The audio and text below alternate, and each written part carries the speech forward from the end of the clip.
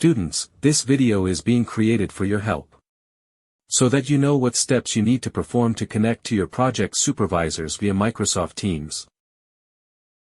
First, if you have not yet created Microsoft Teams ID, then go to google.com and search MS Teams. Let's click on First Link, then click Sign In. Then click Create One Link. So, you can create a new ID here. In case you already have done it, then you might be seeing the existing account here just like me. Here, you should use an email ID that is not having a Microsoft account already. Otherwise you will see this message. If you need more help on creating new account, go to YouTube and search, how to create new Microsoft Teams account.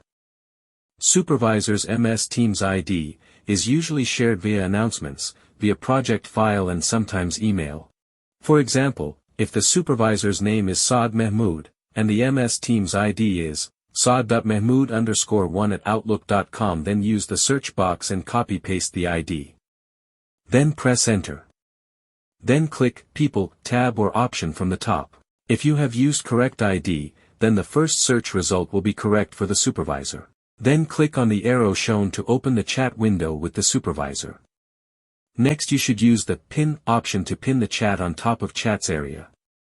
This way your supervisor will always appear on top of chats. Then you should send a message to the supervisor indicating your student ID.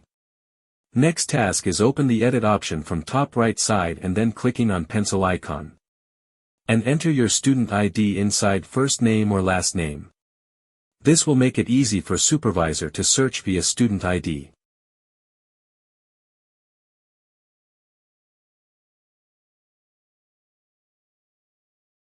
Thus, for any type of final project Viva, you can connect to supervisor easily. It is very important to note that when the Viva session time starts, you will start the call. You should send message 1 minute before the start time to supervisor that I am ready. So, always start the call at the specified time yourself. In case your supervisor has asked you to wait, then you should start the call after the waiting time indicated by supervisor.